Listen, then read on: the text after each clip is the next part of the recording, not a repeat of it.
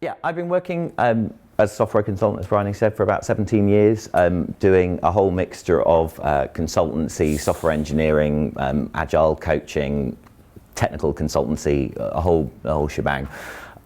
Last October, I decided to start a podcast called The Agile Path. The only thing I knew in October was that I didn't necessarily want to do something that was kind of creatively similar to the other podcasts in the Agile space. There's a whole bunch of podcasts in the Agile space. Most of them are stateside, but they're very similar creatively. And that was basically it. That was all I really knew. I was just like, I'm going to do something kind of different from that, but I didn't really know what I wanted to talk about. So as the slideshow insisted on telling you, I went to Lean Agile Scotland last year, and yeah, it's a fantastic conference. Any excuse to go to Edinburgh is always a good one. And I turned up there with just a thought really that I would have some chats to people and find out what they were doing. I had my recorder there. I was going to go and have as many conversations with people as possible and find out kind of what people were interested in. And safety was the thing that everyone was talking about. Let's go back to that. Safety was the thing that everyone was talking about. And it seemed to be not really something they were explicitly talking about. It was almost like everything they said, or every talk I saw, every conversation I had this foundation of, well, we need safety to be able to do anything, or they were talking about particular things they would need, or particular symptoms they might see in teams if there wasn't safety, etc. But when I actually pressed people, you said something about the team not being safe. What did you mean there? And they couldn't really give me a clear answer. You can just sort of tell, you can sort of feel it. It's like dark matter or something, like it's holding the whole bloody universe together, but nobody knows what the hell it is. So I decided that was a really good idea, and I kind of came away thinking, woo, this is great. I've got a topic, safety, it's going to be easy. I just need to speak to some people. I'll be able to do a bit of research. I'd been pointed in the right direction by a couple of people. Oh, this is great. It seemed like an interesting topic. I started by sending a bunch of messages out to various people that were presently living on my bookshelf, some various authors and people in the space that I had respected, not expecting to hear anything back. Saying, hey, I'd love to speak to you from a podcast. Everyone said yes, basically. So I ended up speaking to over 40 interviews. These are still ongoing. I've recorded more than 75 hours. That's gone up by 15 hours. I realized from I think the description said 60. It just keeps going up. I keep speaking to people. I've spoken to a bunch of people. Some are very, very well known, and other people are far less well known in that space. Some of them are just engineers and people that I've worked with, or people that I've come across that had an interesting story or wanted to talk about their experiences working with teams. Some people are, incredibly, I was immensely honoured to be able to spend time with them. So it became a much bigger effort than I was expecting. But it's been an incredible experience really, and quite, a huge amount of learning. So where did we start? So my research took me initially to Google's Project Aristotle. So anyone heard of Project Aristotle? Okay. So Google basically wanted to go out and find what made teams good at Google. So they've got a whole bunch of teams at Google, and they were like, some of these teams are doing really well and some of them aren't doing so well. Why is it that some of these teams are doing well and why is it they aren't? And they surmised that it wasn't the obvious problem. Team A has crappy people, team B has good people. It's very easy to assume that, the teams are just entirely, the success of the team is entirely tied to the sum of its parts. So thus Project Aristotle was born. I think they spoke to, or they surveyed and interviewed and researched something close to a good few hundred teams across internationally across Google. I highly recommend Googling Project Aristotle, and you will find a huge amount of information on the subject. And they've compiled a really, really great collection of resources and information, far more than we'll be able to go into in this session this evening. So I found this, and this was brilliant. So one of the things that the first thing that they needed to work out was what actually a team was. So what do you think? So could I ask now, out of all of you, in the last, let's say the last week, or the last day, on a typical day, how many of you will actively collaborate? So I'm saying you are sat with, stood with, working around a whiteboard with, actively talking to more than one person for most of the day. Are any of you? Oh, fantastic! This is actually a surprising figure. This is great. So when I'm saying that, for most of the day, you are actively working with people until you take your lunch break and want everyone to go away, or, yeah, for an hour. Okay, or have the lunch with them for yeah, exactly. Okay, now that's brilliant. So the great majority of people, certainly when I asked. In general, you see a very, very small handful of people. Out of interest, how many of those people is more than two people? How many are actually working in larger teams than just pairing or just two people? So are people actually mobbing in that environment out of interest, or is it sort of software? If it's software, I don't know if this is all software groups or. My role is as the business analyst, so I'm okay. kind of just working amongst the team. Ah, I see. So yeah, not okay. engineering. So when we're, what they decide, they came up with a definition. So they said, they create these two ideas. There's what they call a work group. And this is actually what I see in the great majority of teams, what call themselves teams are not actually teams. So this is a bunch of individuals who do work, they might have common goals, they might have a general target, but for the most part they work individually and they meet up occasionally to share some information. So imagine a typical Scrum team doing a daily stand-up with a bunch of people that go away, put their headphones on and don't speak to anyone. And collaboration doesn't count if you're speaking to the person opposite to you on Slack all day. That's not collaboration. So then you've got teams, and they define teams as a group of people that work together to plan, they solve problems, they make decisions, they actively sit with each other, work together. And what's important is they are interdependent on one another, so they're personally dependent on each other to get the work done, as in the team as a whole is interdependent. And this isn't to do with this isn't the bus problem. This isn't because all the developers are kind of hanging on to the information. If one of them dies, then the project fails. It's because they are actively sharing information and rely upon each other to get work done. They need the team there, because a team should need the team, because they need people to collaborate with. So what actually makes a team great? They came up with 5 things. This is in reverse order. So the top item, number 5, impact. So this is team members think their work matters. So what this means is that they actually see the stuff they're doing being used by customers, or being used in the business, or being updated. There's a statistic, I think I can never remember the thing, I think it comes out of the chaos study, and basically the chaos study is an ongoing study of around rolling, I think, 10-year period of about 13,000 software projects. Some of it is highly controversial in the way that they actually assess whether or not these projects are successful or not, but there are some figures that come out that are pretty reliable. One of them is this kind of shocking percentage. 45% of features delivered in software are never used by a customer, ever. So think about that. That's 45% of our software engineering budgets is just wasted, is pointless.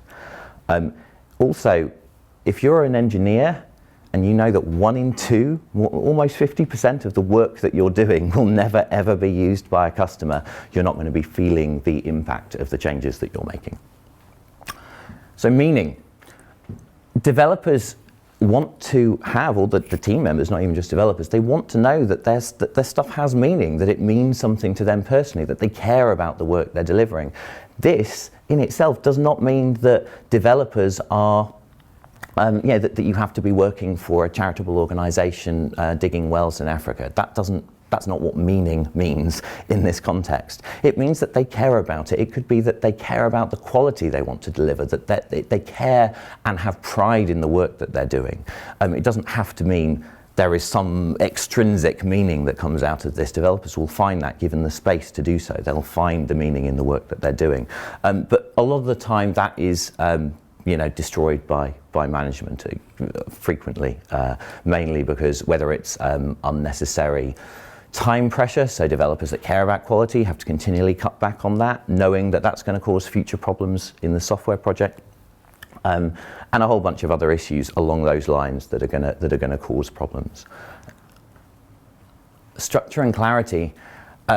Surprisingly enough, the teams that did best at Google knew what the hell they were doing and why they were doing it. Not the most surprising thing, really, in my view, but it's not. It is quite surprising just how frequently team members don't have an idea of what the goal is. A good exercise to try with your teams is to hand each one a post-it note and tell them to anonymously go away and write down on the post-it note what they consider the goal of the project or that sprint to be. You may be surprised by how divergent the opinions are. The only time I've seen 100% agreement in that exercise is that they all wrote a question mark. So dependability, this is the least surprising of all of them. The second most important item. Team members, the teams that are successful are in fact achieving things. Not the most groundbreaking of discoveries, but they are actually getting things done. That's obviously what we're trying to do. And then number one, psychological safety, what we're here to talk about. Team members feel safe to take risks and be vulnerable in front of one another. Now, an interesting point, and we'll obviously dive more deeply into what this means and how this affects teams.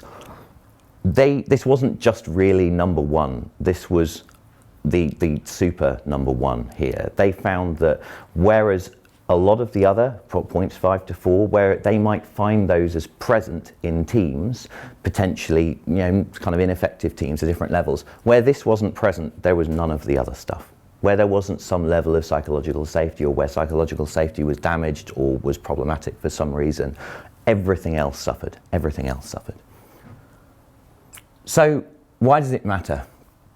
So there's an important thing about humans. We hate being regarded or being seen to be regarded as either not knowing what we're doing, being overly or kind of unaware of the situation, so having poor situational awareness about a project, or being negative, being overly negative. We don't want to be seen as the negative people in the room. So with competence, it could be that we're working on a project and the team has decided to use a new testing framework that was the current, the current cool stuff. And I might go, yeah, guys, I've never used this before. And they're like, what, really? It's been out for like 6 months. You've not even played with it or anything. No, I've not had time. I've not used it. Could there maybe anyone take me through it? Look, no, there's really good docs on the site. All right, fine. I'll just go and read the docs. That could be seen as compromising my competence, or kind of not making it safe for me to express that I didn't know something. And in a team, what would you rather? Would you rather team members said, I don't know this, or would you rather they sort of struggled forward trying to pretend they did? No, I think it's easy to see how the the latter could be problematic. Awareness is around the idea of a team member not knowing kind of where we're up to with the project, not knowing what's going on. And what causes problems here is, as we said, with structure and clarity in the exercise I mentioned, we very frequently don't know what's going on with a project. The goals are very frequently unclear. We very frequently don't have clear ideas of what direction or what the business value of the project we're doing is, or how far along we are even, or what the roadmap is. I mean, all of these things are frequently really poorly communicated by the business to development teams. Or the development teams don't have any involvement in defining those things, which they should as well. Either way, there frequently is this poor awareness, but team members will feel insecure about admitting they don't know the things that haven't really been communicated to them. So they often won't ask, especially if the management who should be providing some of this guidelines shoot people down for asking questions in the first place, because they feel slightly insecure about not really knowing the direction of the project either. and feeling that they should. Positivity. So this is an interesting one. It's important for teams and team members to be able to say, this is kind of bullshit, guys. You know, we've started on this thing, we've been working on it for a week, it's just not going to bloody work. That's important because sometimes things don't bloody work, and that's okay. You know, you need to be able to say that.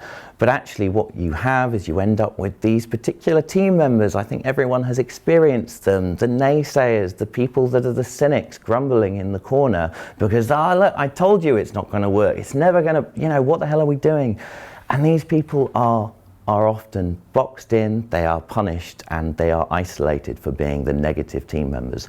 I'm not suggesting that having the deeply cynical individuals on the team is positive for the rest of the team, and that's not what we need. But there are other reasons why somebody gets to a deeply cynical state. Often it's because of a lack of awareness of the goals. It's because of issues around competence or not being able to address their own levels of competence in particular areas. There's a whole bunch of reasons why people fall into cynicism and essentially burnout. And you need to have an environment where it's safe for people to raise the red flag when there is a need to do so, and people should not be shot down for that. So back in 1999, Amy Edmondson published a paper called Psychological Safety in Learning Behaviours in Work Teams. Now, she defined psychological safety there to be a belief that one will not be punished or humiliated for speaking up with ideas, questions, concerns, or mistakes. So when I first read that, I felt, I just couldn't buy into the words punished or humiliated. They felt almost too extreme, and it's not, because I knew I wasn't talking about, we're not talking here about severe bullying environments. They are obviously unsafe environments, but they also have a significant set of other challenges that are long past psychological safety. We're talking about normal teams, the teams you would see every day, and some of those teams are definitely unsafe. But are we seeing punishment? The managers aren't like sending employees into the store cupboard for half an hour to think about what they've done. This isn't that. There isn't the kind of playground humiliation that you see at school. Not really, not that kind of level. And then I realized that what these describe are not what you see as externalized behaviors. If you were looking externally, you might not consider behaviors to be punishment or humiliation. Not really. They're internal experiences. This is what it feels like as an individual team member who is feeling unsafe. It's a personal experience. And actually, if you're that tester that admits to not knowing that particular framework and no one offers to help you, and you're told to go and look at the docs, and you're told that you kind of implied you really should have known about this, this awesome source that everyone else was using because it's the cool thing. And you're going to feel pretty isolated as a result of that, and perhaps humiliated, especially if that's done in front of the entire group. And punishment, well, if you don't hit a goal, you don't hit a sprint, and maybe your manager overlooks you for the pay rise that you were hoping to get because they've decided that it was your fault that sprint failed because, maybe you were off for quite a bit. Maybe you've had some absence due to a family member being ill or something. It doesn't really matter because businesses generally don't care about the reasons why you're absent, not really. And maybe you're overlooked for something, and well, that's punishment. That's what it feels like when that happens. So, improvisation. It's a bit of a segue. So, why is this important? So, improvisation. Who knows what improvisation is generally? Has anyone seen an improv show before? Has anyone ever done any improvisation before in a group or anything like that? Okay, a little bit. Okay. So, why is improvisation important? Let's have a look. So improvisation, when you have an improv group, they are based on a couple of really key core ideas. There's this first one called Yes and. So one of the people I interviewed was a guy called Phelan McDermott. He's a fantastic, very well-known Olivier Award-winning director, stage director, and he does a huge amount of improvisation in the work that they do in the Improbable Theatre Company. And he describes yes and as the yes and muscle. This is a muscle that you exercise as an improviser. And what this means is yes means when an offer is made, when a performer has an idea, you accept that idea. You just go, yeah, sure, I'm going to work with that. Whatever craziness they are saying, it doesn't really matter. And people come up with some pretty crazy ideas when you're improvising. And means that you've listened to that idea and you're going to work with it. Okay, so it's really important. It's a really critical concept. I accept the ideas without judgment. I'm not going to judge it. I'm not going to block the idea. I'm just going to go, yeah, sure, whatever. You've come up with an idea. We're going to try and run with it. And is I'm going to develop that. And I'm not going to block. So blocking could look like there's a good example that Phelan gives is a stage show. You've got two people on stage. Someone knocks on a virtual pretend door and goes, "Hi, honey, I'm home." And honey says, "You're not my husband. You're the doctor." And beyond kind of like going, okay, the story kind of ends. You can't tell a story if you're blocking ideas. And actually, I think it's kind of hard to get ideas at all if you start to get into the habit of blocking ideas. So this describes you need to pay attention to your fellow performers to make sure you're expanding on what they have offered you and not creating an environment that stymies creativity. Now, while we're doing some of these, and we are going to do a couple of activities, I would invite you to consider and think about how this could apply to situations where you've been collaborating and creatively problem solving, working with teams, working in a team, and trying to solve problems and thinking about how maybe you can apply some of those in those environments. So, first exercise, I'm going to very quickly change this. Could I get you all on your feet, please, if that's okay? So everybody stand up, and I'd like you to find a pair. So find a partner to stand with. Anyone. It's better if you don't know them, but that just makes it more uncomfortable. So find someone. I'd like you to stand face to face with this person. And I'd like you to begin. Has everyone got a pair? So if you find a pair, and then I'll just keep an eye and see if there's anyone. All right, so what I'd like you to do is stand face to face, and to begin with, you need to smile at your partner. There's a good reason for this. It's going to open up your various neural pathways that just wouldn't be open to you if you weren't smiling. And then what I'd like you to do, without speaking to one another, I'd like you to hold your hands up in front of each other like this. And I'd like you to mirror one another's movements. Now, the important thing to remember here is you want to go as slowly as possible, and bear in mind that if someone was watching you from the outside, the aim is that the people watching you wouldn't know who was the mirror and who was the controller, or whatever, who was in control at that moment. And have a go and see if you can swap control while you're doing it. So think of a way, without speaking, that you can hand over control back and forth while you're going through the exercise. So move as slowly as you can. It's a lot easier if you move slowly, and I will stop you in a minute.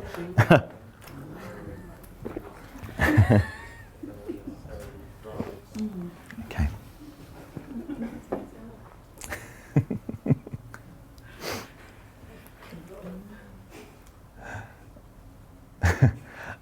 Okay, thank you. All right, so could you raise your hands if you felt that you had a decent relationship with your partner, that you felt that you were able to change control kind of effectively? In fact, you're right. Would anyone like to come up in front for 2 minutes? Could he come up? Could he come up? There might be more opportunities to come up in front. Sorry, I'm walking in front of the, so I've been told not to walk in front of the thing. Could a couple of people come up? Anyone? Anyone close? You guys? You're right there. So if you stand over here, so what I'd like you to do is yeah, that's fine. I'm just thinking more of where, they're not going to speak, don't worry. being told by the mic. So if you can do the exercise again. Now what I'd like you to do is just watch them and see if you can see when they change control, if you can at all. So just go for it. Okay.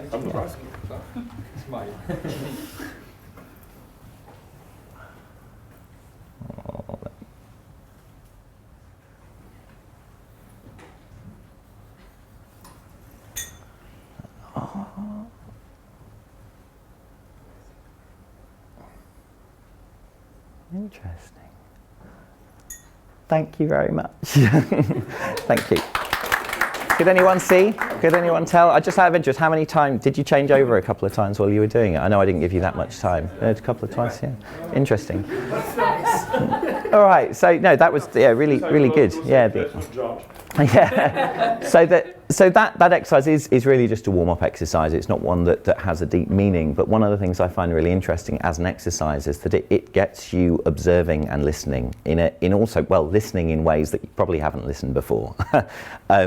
The other interesting point is actually when I've done this exercise with I've done this with a couple of more senior managers, where there were a couple of senior people in the room along with more junior people. When they're paired up with a junior person, the senior managers really struggle with the idea that in this exercise you have to, the control is given, it's not taken. You can't take control. It looks very obvious if you try to start doing things before the other person has handed it over to you. You know, you tend to come to a rhythm with each other when you're doing it, which is a nice and slightly unexpected metaphor for me anyway of how leadership can be effective. So another one, string of pearls. So this is one of my favorite exercises.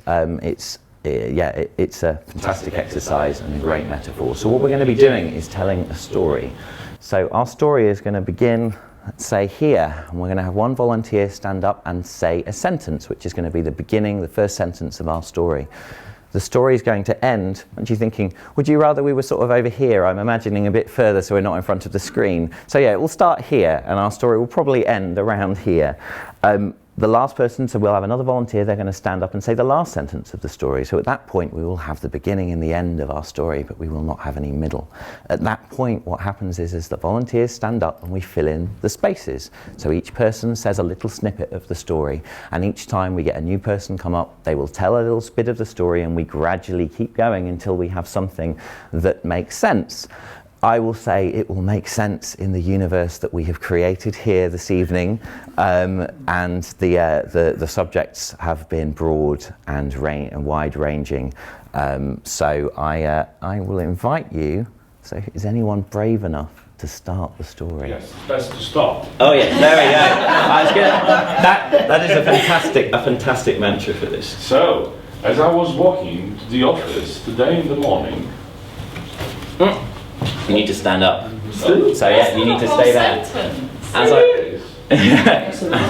That's sort of that. You could finish that story. Could you finish that sentence? What happened to you when you were walking? I encountered a surprising person. Oh, there we go. That's a brilliant. So how did this story end? Has anyone got an idea for the last sentence of the I'll story? do that. Go on then. Very good. Stand over here. And that's what happened to the dog. So what you need to do now is reread your line again. So just say it again, and then we'll. As I was walking to work in the morning today, I encountered a surprising person. And that's what happened to the dog. So we have a mystery. We have a surprising person and a dog, clearly. So what happened to get to our ending? So has anyone got any ideas for what could possibly have happened? So remember, from straight up. Just make it a little bit abstract.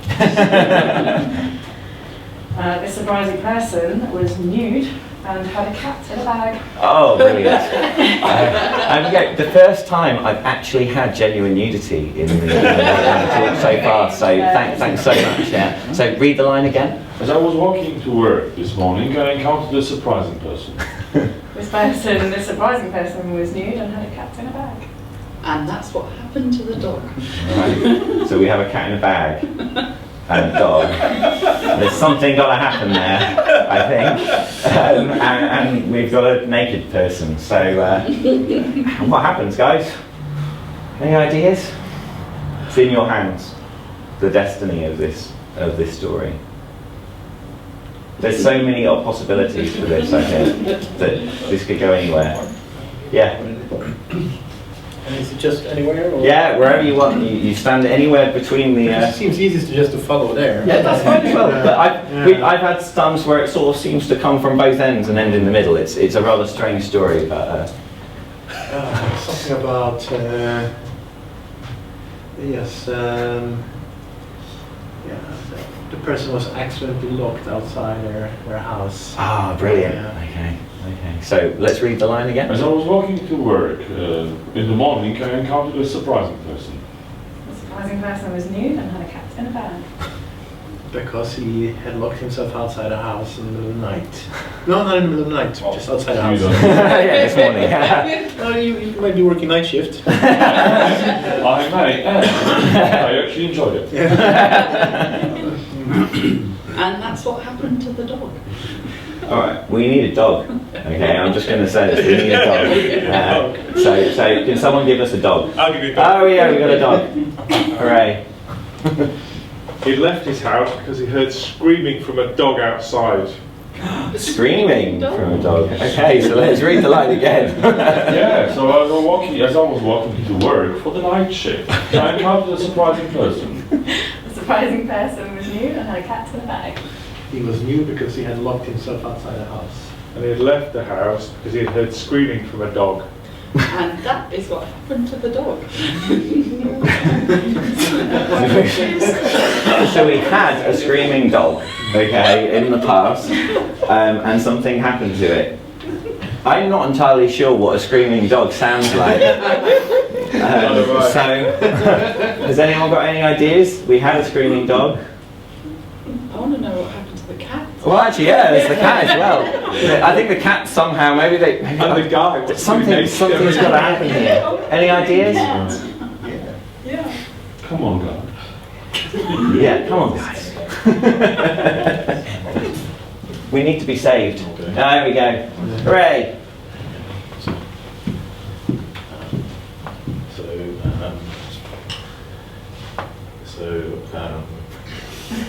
And then I remembered that my neighbour is a hairy biker, and his nickname is Dog. Okay. All right. So it wasn't a dog. That's right. It was just a hairy individual screaming. All right. So we have a hairy biker screaming. Why is the person screaming? It's easier to answer why a dog was screaming. I think. Yeah. It opens the possibility. So why are they screaming? Notice that as we come on, the constraints get smaller and we end up with a smaller problem to solve. Imagine a project. At the beginning of this project, we knew the beginning and the end, and towards the end of the project, we know far more about what we're doing and far more about the direction we're going in. Just an interesting point to make. So, we only have one question to answer now, I think. Why was this hairy man with a cat in a bag naked and screaming? Hey!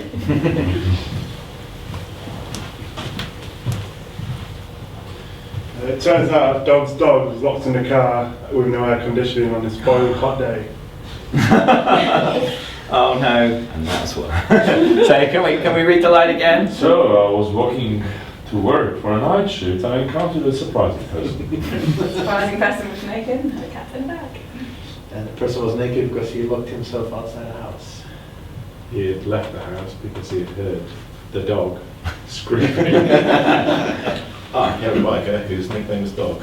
It turns out Dog's dog was locked in the car with no air conditioning on a boiling hot day. Oh no! And that's what happened to the dog. I think we might have a story. So it is generally. Yeah. Thank you very much, everyone. Like I said, it makes sense in the universe we created together. So, a quick discussion. What do you think? Did we tell a good story? No. That was pretty harsh judgment there, I think. Why do you think we didn't tell a good story? Didn't meet their expectations. We didn't collaborate on it. You don't think? Well, I think most people listened to what they were doing, kind of. You know, as much as possible. I can tell you, I've done this exercise where there was very little collaboration, and you end up with far more people up front and far more chaos than we had this evening. Did you find the activity engaging? People find it engaging, both people watching and people engaging. So why do we think we found it engaging? What was engaging about the activity? Can you think of anything that sort of It was fun, yeah, that's fun. But I mean, there's obviously the fact that it's just kind of fun. It's an entertaining thing to do. What made certain bits of it kind of more interesting? What were the most interesting parts? What were the things that kind of kept people engaged, do you think? Enjoying the story together. Yeah. So there is the inherent, like, we have this human built-in need. We've got 8 brains that like to see a finishing story. It's why clickbait headlines work, you know. There's the basic idea. It's, you know, the whole 10 things that you will be amazed at. Just look at number 9. And you're just like, I don't care about any of this, but I must see number 9. So it's quite, so there is that general sort of just knowing how the thing ends. You just have an inherent desire. There's a little bit more to it though as well. So when we were doing this, it was safe for anyone to say whatever the hell they wanted. Anyone could bring an idea. No one's going to laugh them off. People brought up ideas, and you know, there's probably a little bit.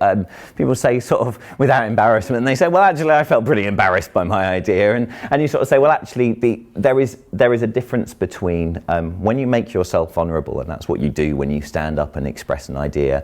There is a level of discomfort there. That is natural. There's always discomfort, but that's different. It's significantly worse if people go, "That's a terrible idea, get away, go and sit down.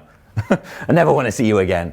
There's a significant difference in the level of discomfort in those two circumstances. The other important thing is that people have autonomy. You know, sure, there's a bit of peer pressure, just to kind of get involved, and also people have a desire to sort of get to the end, so people will kind of get up. But actually, if people feel really uncomfortable contributing, or they just don't want to do it, the idea of standing up in front of people is terrifying, that's okay. You know, no one's going to sort of force you up. And also, it's safe to fail. Actually, if we had sort of, you know, ended up with everyone stood up and a sort of a line going entirely around the room, the exercise would probably still have been quite funny, even if we ended up with a completely crazy, winding story that didn't go anywhere. And also, it's kind of, you know, no one's going to judge. No one's going to judge about this. It was safe to fail in this particular environment, and that's always important. So, we are going to try another exercise. So this one, I have some post-it notes to begin with. I think we'll do it over here. And I'm not entirely sure how miking is going to work, because there's going to be quite a lot of people. So I'm just going to sort of boom mic it and stand there and hover around, I think. So we have 3 post-it notes. They say red, green and blue, by the way. And now I need a volunteer. So could I have a volunteer, please? There'll be more than you. There'll be more than one of you. Don't worry, you won't be on your own. So could I get a volunteer? If that's all right. Anyone? Yeah? Yeah, go ahead. All right, so everyone, this is Alex, by the way. So this is Alex. Alex is, so just so you know, your identity. Yeah, you're Alex. You work at a nuclear power station. Right. And you are 10 hours into an 8-hour shift and pretty tired, okay? Your compatriot, Bailey, who we'll meet in a minute, is 2 hours late for their shift. And while, you know, in the midst of exhaustion, you might possibly have bumped up against or kind of knocked, dozed off on the big red button that exists in all nuclear power stations, that, you know, the kind of the big destroy London now button. You know, you've seen it in the movies, they're real. This was where most of the research for this talk was on, you know, was the... Oh yeah, absolutely. So I'll sort of point this. If I just sort of loosely keep it near them, is that going to be good enough? Because there's going to be more people up, so it's no good if you... So that just hold that in your mind. That's your character. You're tired, overworked, you're 2 hours into a shift, and there might possibly be some underlying resentment against your co-worker. So something else that I will whisper to you. In general, when you're doing the exercise, anytime you hear the word buttons, tiredness, I know anything like that might suggest that it's your fault, that this thing that's about to happen is you're going to get really defensive. Okay, you're going to point fingers anywhere other than you. Okay, just bear that in mind. Okay, so could I have another volunteer, please? Anyone else? Sure. Yeah. Okay, so everyone, Bailey. This is Bailey. So you're 2 hours late for your shift. Sorry to put you in that situation. You know, so you're 2 hours late for the shift, and you know, yeah, you're kind of late. I'm going to tell you why in a minute. And, you know, you just kind of swan in, and there appears to be something that might possibly have gone wrong when you arrive. So that's the thing. We'll discuss what's gone wrong in a minute. So your secret is that firstly, you were up all night looking after your sick kid. Okay? So if anyone kind of shouts out and you kind of want to highlight that. Secondly, if anyone mentions lateness or anything else, you're feeling really defensive about that. Like if people finger point, anything like that, it's like, that's a trigger for you. All right? All right then. So I need another volunteer. Can I get another volunteer? Anyone else? Someone stand up. It's quite fun, I promise. It's not particularly scary, this one. Does anyone want to? Anyone want to volunteer? Oh, here we go. This is Devon, everybody. Hello. Sorry. So, all right. So this is Devon. So you're the So you're the manager. Okay. One of the sort of team leading manager. Now your thing is that you're a little bit tetchy about conflict. You're not a big fan of conflict. Okay. So when stuff comes up, you just don't like it. You're just not a fan of conflict, and you might be potentially aware that there could be a little bit of tension going on at the moment. So you just that's your big thing is just that you seem to think that any kind of conflict is could be a kind of negative thing. All right. So we need one more volunteer, the most essential party in this. Here we go. So this is Perry. Hello, Perry. Perry is the only person that knows what the hell they're doing. Okay, this is the expert. All right, so that you know a lot about nuclear power stations, don't you? Oh, absolutely. Oh, good. No, just because otherwise we might all be dead soon. You know, it'd be annoying if you didn't. If I'd picked the wrong person, you know. So you're the only person that knows. But the interesting problem here is that you can't see it because it's made of really special glass, but this is a containment area. So these guys are all trapped in this because we've got an emergency, as we'll see in a minute. You are stuck outside it, but you're the only person that knows how to fix the problem. So you need to communicate through, I think we'll say here, through the little radio. Hello guys, can you hear me? All right, good. So that's okay. So that's the only way that you can talk to them. So your secret is that there are three buttons on the wall. So just so you guys know, there are 3 buttons on the wall. You don't need to know that much more about them. The only way to fix the problem is for them each individually, one at a time, to press one button each. Okay, so red, green, blue, they all have to press the buttons. All right? Okay, so we are going to start our timer. Well, I get a little bit of sound on here. It doesn't really work that well. It'd be nice if there was all your sound. So 2 minutes, guys, off you go. So you've all walked in and something's happened. There is a nuclear meltdown in progress and you have 1 minute, 53 seconds to stop the world from blowing up. And Perry's the only person that can save you. So guys, quick. So something's happened. Go. Right, you two don't talk to each other. How do we fix this? Oh, no. Right, guys, hold on. There's only one thing you need to know. Those 3 buttons, you each need to push a button in order, one person No, per button. I need to go home now. It's like I'm You going can to go home as soon as you press the button. I think it's You press the button. One person needs to press each button, right? One of you needs to press the red, another one needs to press the green, and a third person press the blue. Do that, you'll all go home. We're No, done. you press them. But No, I'll no. press. One person can't All press it all takes 3 is 1 buttons. second. If we all just press it and they can go on quickly. You've got 2 Yeah, hands, haven't you? What's your issue? yeah, I have 4 got 2 hands. hands. I've been here for like 2 hours extra Yeah, no, but- than I'm supposed to. Well, Guys, that's you have to follow the instructions or no one's going to go and we're all Yeah. going to melt down. What are you coming here and doing? No, you'll get overtime. can't get You'll get in. overtime. So, right, so I'll pay a bit extra if you help us press the buttons, yeah? How much? I don't know, whatever you're on. Just press a button. So, come on, you're going to be green, you're going to be blue, I'll be red. Right. I hate doing overtime. Press the red button. Right. You said at the same time. Press the one individually. Press the red button now. Okay. Right. Next person, press the green. Go on then. Press the green Why button. am I going to do this? Press the green button. Can you press the blue button, please? Hooray! There we go. It was so close. It was so close. 20 seconds. I'd better stop it, otherwise we'll blow up anyway. Thank you very much. All right, so I'm sorry if I was I just realised I was really useless with the mic, so that's probably going to be a terrible bit of video. That was kind of a fun exercise. So what happens there is is what did you see? What was stopping these people from collaborating, other than sort of exhaustion and tiredness? What was there sort of like that? What was there was a kind of a bit of an underlying thing going on. What was there? What do you think was stopping them? Yeah, there's a lot of self-interest.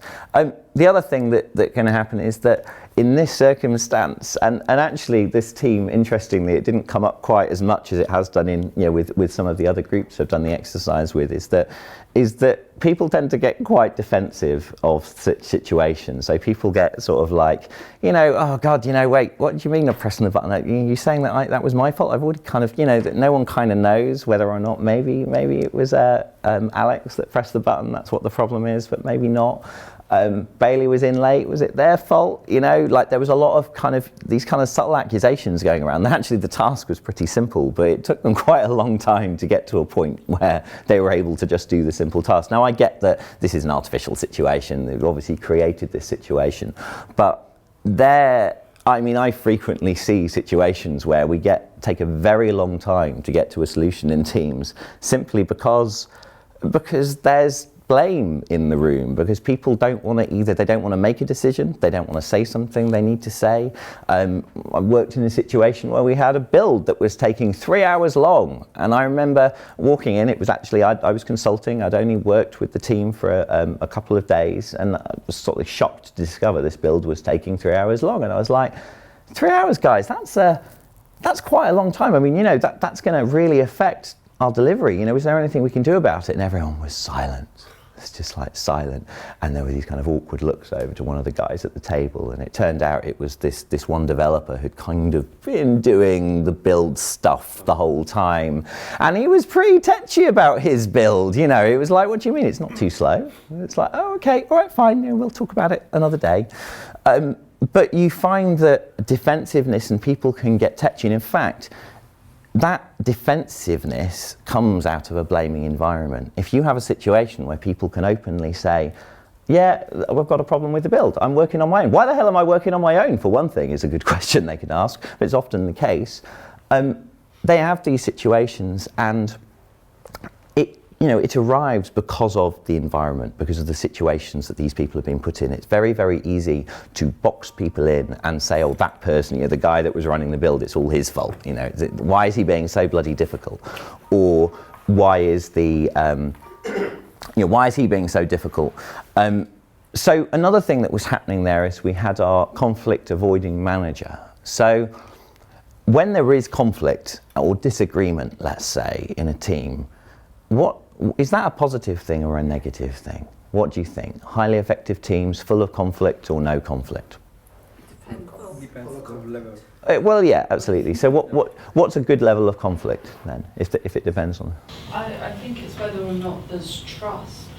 So if there's you want conflict, it's always there, but you want it to be in a trustful environment so that the conflict doesn't turn nasty. Yeah, I guess maybe so that's it's interesting. So my view is that, yeah, it's about respect, isn't it? It's about saying that it is very much possible to have in a respectful relationship. And I would veer slightly away from trust, only because trust is quite a complicated topic, and there are situations, good examples of situations, where there wouldn't be what we would consider to be a trusting relationship, but there is respect. There is a kind of trusting relationship, or a respectful relationship. For example, in a study on high reliability organisations. So these could be airlines, hospital ER rooms, and things like that. Now those teams frequently they're very, very changeable teams. So you're in an ER room, you could be a doctor there, and you could walk into the ER room and you could see a team of people that are all on shift for that day. They could be all agency staff and you've never worked with them before, but you still have to be able to work effectively. And actually the nurse still needs to be able to tell you that that's the person's head, not their foot, and please could you take the scalpel out. That has to happen for patient safety and for them to be a highly reliable team, but there isn't necessarily interpersonal trust there, because they might never have worked with these people before. They haven't been hanging around the water cooler and sharing stories about their summer holidays. So for me, where conflict is about, if there is respect between the team members, if you've got that respectful relationship, then it should be possible for me and you to agree to disagree on a topic and for us to still keep going. That's okay. Or even better in agile teams, if we've got, kind of frequent disagreements about kind of technical decisions and things like that, you go, all right, let's just do an experiment. Let's just, that each of your opinions are perfectly valid. Both of the technicians are valid, and have good ideas and are valued members of the team. Otherwise, they wouldn't be there in the first place. So let's just do an experiment. The cost of doing that is often significantly less than the potential risks of overseeing a possible technical solution. But you talk about respect. Sometimes you may not say something because you respect someone. So if someone is maybe more senior or they have more knowledge than you, you may not want to say certain things. So interestingly on that point, in high reliability organizations, one of the definitions of creating an environment of mutual respect, as they define it, is that environment of mutual respect is across seniority levels. And that's one of the most important things there, because it has to be safe for a nurse to tell a doctor, regardless of their seniority, that there's an unsafe situation. You have to be able to hold the flag up and say this is a warning sign. And it should be the same in software teams as well. There's absolutely no reason why a junior developer's perspective on a situation should be, shunned by a technical architect. That it shouldn't be. And even if the idea is invalid in some way or isn't, kind of depends really, doesn't it? If the idea is a constructive suggestion, actually that junior developer's suggestion could be really valuable, because they would take a completely different perspective on the problem to somebody that's had a lot of time, and that perspective could be a valuable one. People that are more junior frequently will come up with slightly more off-the-wall ideas that other people might not consider. And in some tough technical problem-solving situations, that can be highly valuable. So I think that I agree with you that in unsafe situations and in environments that can be challenging, but actually that is a really kind of critical part of how this works. So what was happening there, as we were saying, blame caused defensiveness, blocking collaboration. The individuals in that setup both individually felt like they were going to be punished for that situation. They felt that they might be punished for being late, or they felt they might be punished for, having a mistake and pressing the button. Even though technically, these were mistakes that were kind of human, really. That as I mentioned, it didn't actually come out in the scene. But Bailey was in late because their kid was sick that night. They were late, and there's actually no circumstance where they would have been on time. That was no way. Their child was more important than, all right, maybe not, than the nuclear reactor. But they didn't know that was going to cause another situation. And the same goes. People are tired. People make mistakes. That's a very, very common situation. If we try to avoid conflict altogether, that blocks collaboration and communication. That stops that down, because actually it doesn't really help. Healthy teams, healthy and safe teams will have a level of conflict. They have to have disagreement, because that's what happens when you put a bunch of smart people in the room. People have different opinions and different ideas on things, and that's how you come to a solution, is you discuss and debate those in a safe way, in a respectful way. If you think about it, that's kind of theoretically, although I wouldn't believe it from watching PMQs at any time lately, that's kind of the basis of how we define our country in theory. So I extended Amy Edmondson's definition to add a little bit more clarity for me. So you're safe when you can speak your truth, raise your concerns, and give and receive constructive feedback without humiliation, rejection, or punishment. So I added in rejection there. So what can we do about it? We accept that this thing is important. It can help teams. It's important to how we collaborate. So if you were to look at, and I highly recommend looking at it, go and look at Project Aristotle, you will see a whole pile of exercises and things and kind of individual things that you can do with teams to help build safety, all the way from individual developer level right up to working with leadership teams and how you can foster safety. It is important actually that you do need safety across those boundaries. Frequently when you see challenging behavior from almost any individual in an organization, that's almost a sign of unsafety in almost all circumstances. But the problem I have, and while those individual exercises are valuable, the challenge I have with them is that if you look at the Scrum Guide, for example, there are a bunch of activities and ceremonies and things that you can do with your team. And it's right, isn't it? As soon as you're doing stand-ups, retrospectives, and planning meetings and point estimates, that you're agile at that point, aren't you? That's just, you've ticked the boxes off and boom, agile, that's what we're doing. We're doing agile, it's all that. And the problem I have with the exercises is I can just imagine at some point in the future some consultant working around the organisations charging thousands of pounds to certify individuals in safety, psychological safety management 2.0, and they will check all of the boxes and everyone will be certified, and then bing, the organisation will be safe. And while that might sound slightly cynical, it is, I would say that there is something a little deeper to actually getting safety. Safety is about understanding humanity and understanding people and recognizing that when you hire a team of people, you are hiring human beings at the heart of it. That's where it lives. So those exercises are great, and there's nothing wrong with them, just as there's nothing wrong with doing a daily stand-up or having a retrospective or doing a planning session. All of those things are perfectly, fine in the scheme of things, but in isolation, that doesn't make you agile in the same way that just following the exercises won't make your organisation safe. So, what can? I think the starting point before you look at any of the exercises is a thing I call paying attention. What this means is paying attention to yourself initially. So this is what I call experiential safety. So this is my experience of safety. So this is me saying, wow, I'm in a meeting right now and I felt comfortable contributing at the beginning of this meeting, and now I don't for some reason. Why is that? Just being mindful of how you're feeling in that situation and wondering why that is. Because it's not until you can identify situations where you feel unsafe that you can then do the next level, which is extrinsic safety. So extrinsic safety is observing the people that you work with directly. So these are people in your team, people that you will see every day in your organisation, and beginning to be aware of both how their activities might make you feel and also observing how interactions between other team members affect each other. So, oh wait, Bob again, he was contributing at the beginning of this meeting, but now he's not, after maybe a manager came in the room, maybe someone said something to him, maybe someone shot down something he suggested. Maybe you can identify and learn to identify when people are feeling unsafe. Often you will see a lack of contribution.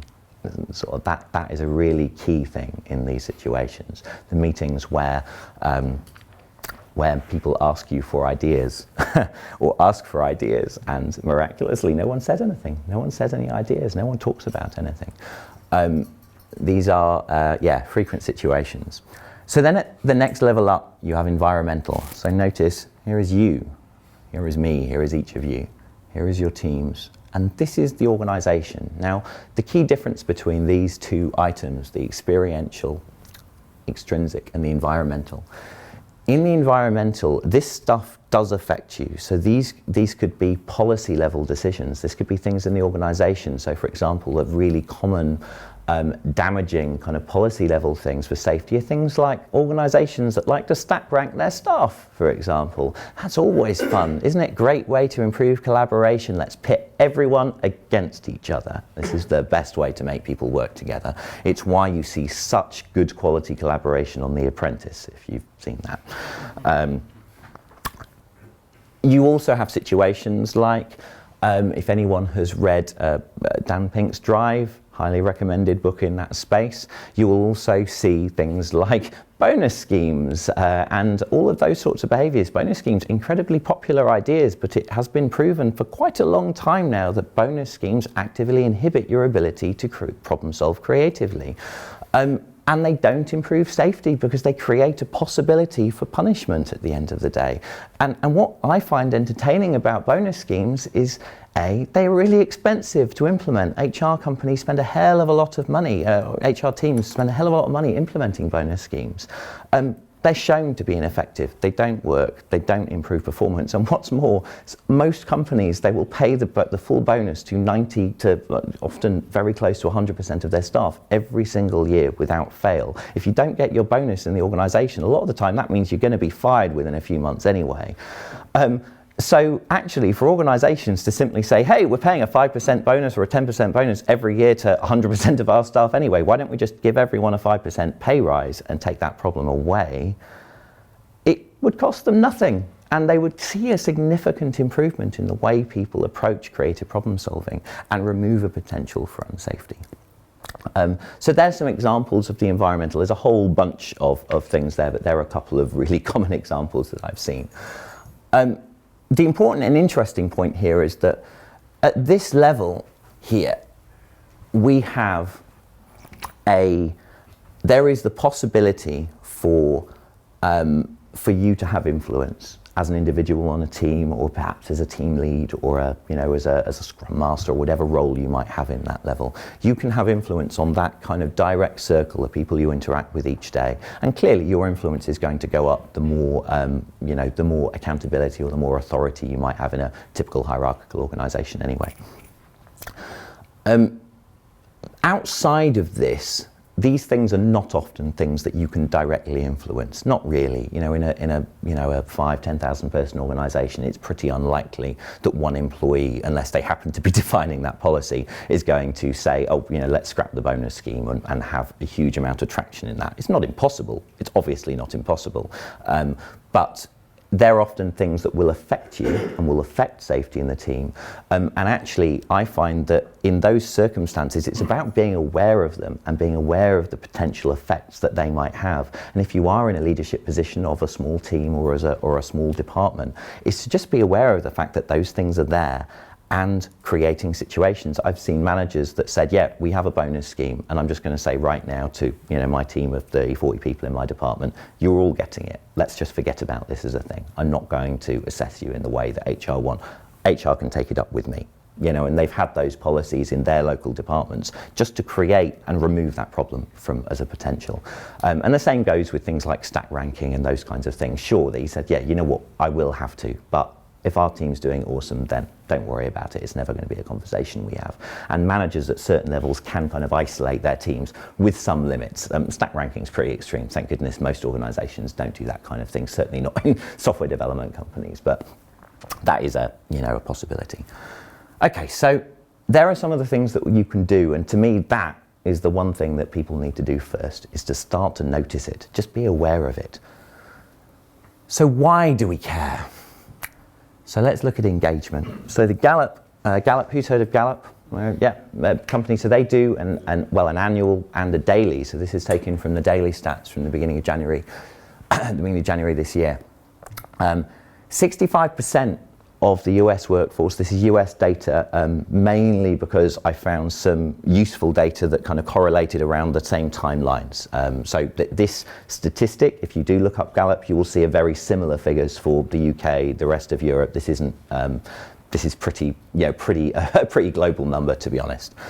So 65% of the American workforce, that's roughly 98 million people, I point out, feel actively or disengage or actively disengage with their work. I also point out that this 15% of the actively disengaged, they're not just like kind of a bit pissed off. These people are actively disengaging your engaged workforce.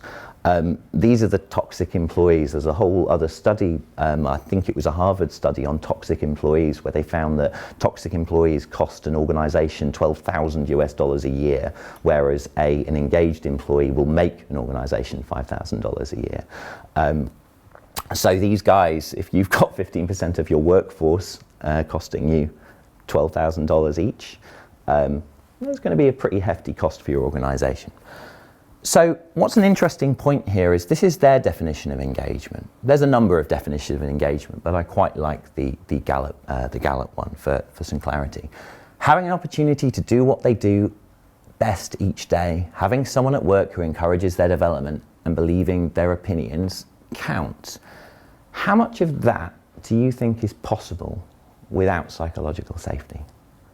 You read that. Where do you think it would happen? Could it happen? Is it possible to be engaged without psychological safety? Would I have opinions? Would I have opinions if, well, I probably wouldn't even have any opinions if there wasn't psychological safety. I wouldn't express myself. I wouldn't have that voice. I wouldn't speak my truth. It's not impossible to get engaged with your work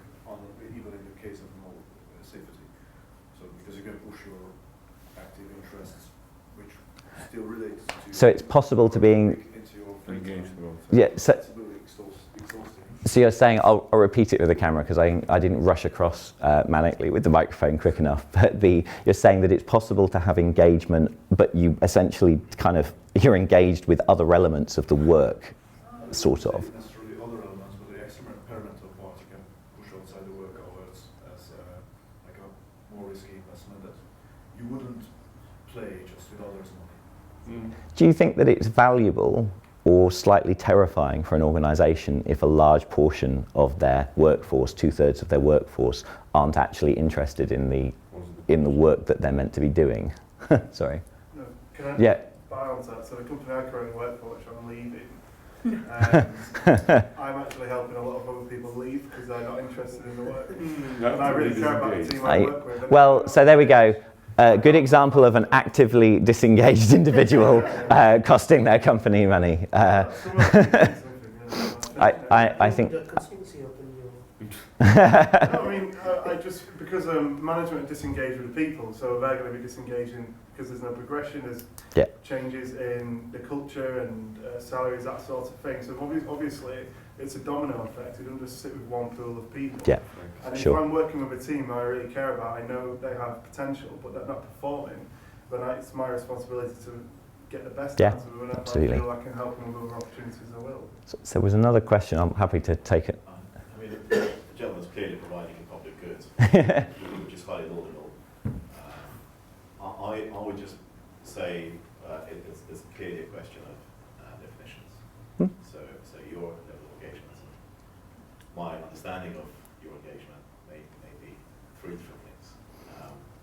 If you are in a situation where you're looking to drive results in spite of lackluster performance from some of your colleagues, how would you define that? Okay, so behind engaged, in fact. Yeah, well, kind of. So there's obviously this is the division between the supposedly traditional view of management that kind of is rooted in Taylorism. People know Taylor in the beginning of the turn of the century.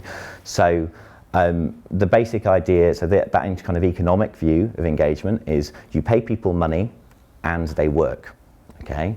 And that's all you need to do to engage an individual, and that's all that matters. Okay, now that is still largely held by, if you look at policies like bonus schemes, the assumption there is if I give you a goal, 10% bonus at the end of the year, you will go on a nice Christmas holiday, you'll work your ass off all year to aim for that goal.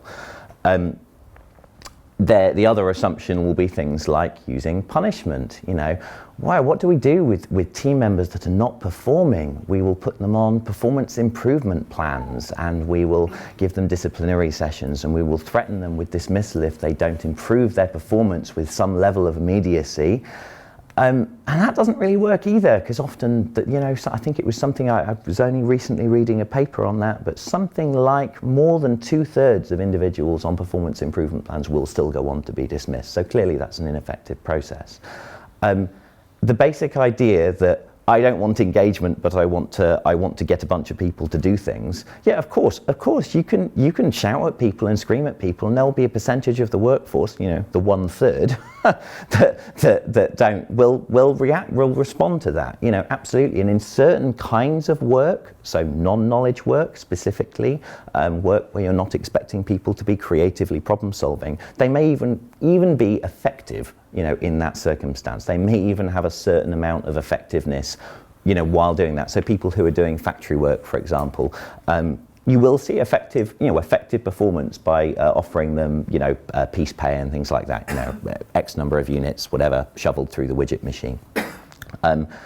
If you want, it's the difference between efficiency and effectiveness here. So if you want a bunch of people to do a bunch of shit very quickly, then by all means, stand up in front of them, give them some really cheesy motivational speech that they will all cynically hate you for, offer them a pay bump if they don't, threaten to fire them if they don't achieve it, and I'm sure you will get something delivered.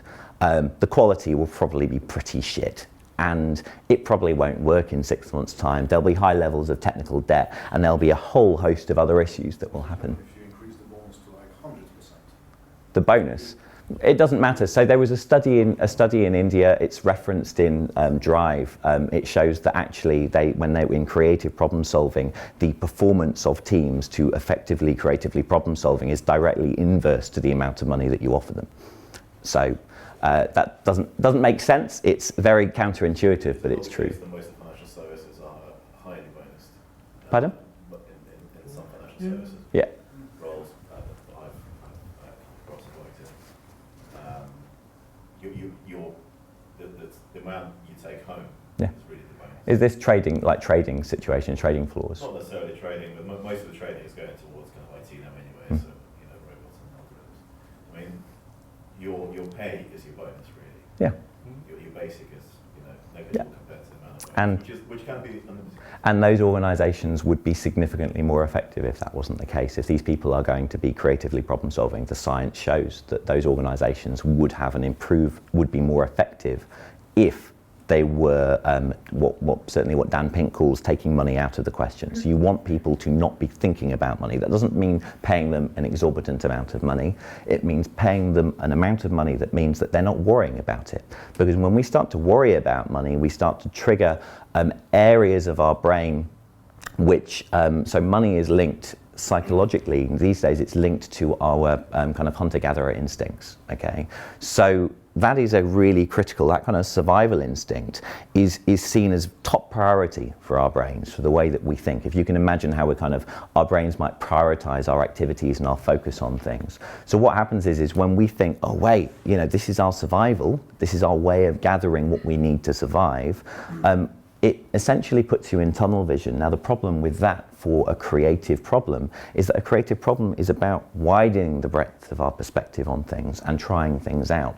If you're worried that you won't get your bonus, then you stop taking risks, you stop trying ideas, you stop trying things out. And actually, to be able to effectively, creatively problem solve, you have to take risks. You have to try ideas out. You have to be willing to fail in order to learn and to improve. And that's the thing, they're the behaviors that things like bonus schemes like you described, those sorts of really heavily performance pay-oriented environments, they're exactly the things that those policies tend to shut down.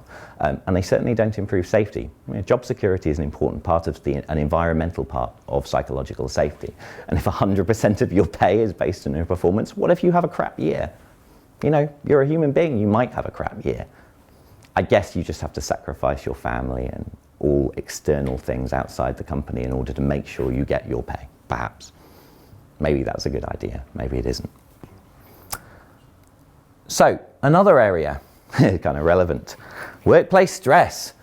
So interestingly, in the US again, 66% of the workforce find work to be a very or somewhat significant source of stress. I don't like statistical correlations here, but 65% of the workforce feeling disengaged and 66% of the workforce highly stressed seems like a relatively interesting correlation. Out of that percentage, so again, we're looking at around 100 million people in the States at least, in the US workforce. Around half of those people, while stressed, claim to have lost patience with their kids, yelled at their partners, etc. This is negative behaviors. And I point out as well, I'm only looking there at the negative behaviours of those individuals while stressed affecting other people in their lives. I don't need to go into the health risks associated with workplace stress. The fact that people who are stressed and experience significant amounts of stress die sooner than people that don't, okay? For a whole host of reasons, increased risk of cardiac arrest and etc., increased risk of stroke. The list goes on. It's not a very good thing to be, and yet 2/3 of the workforce is. There's an interesting study by Arnold Bakker, and this is a model called the Job Demands Resources model. Arnold Bakker has defined this in order to find a relationship between workplace stress and engagement and how they work and play together. The model basically says that all jobs have demands. Okay, so demands are pretty static alongside a lot for each job. So certain types of jobs are going to have certain kinds of demands. So for example, if you are a bricklayer, well, you're going to have quite high levels of physical demands for that job, and that's where a lot of the stress is going to come from, the physical labour that you're going to be undertaking. If you're a software engineer or a lot of knowledge workers, the mental pressures, the mental demands are going to be higher.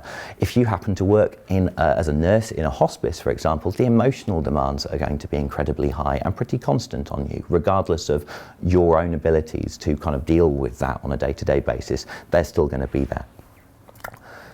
On the other side, you have resources. So resources are the positive things that organisations can bring, and later studies have also included that, what they call personal resources, so not just the extrinsic things that the organisation can support you with in your role, but also the personal resources. So for example, people that are naturally optimistic are going to bring that to the role with them, and that's going to increase their work resources, the things they have. So imagine demands using up your resources.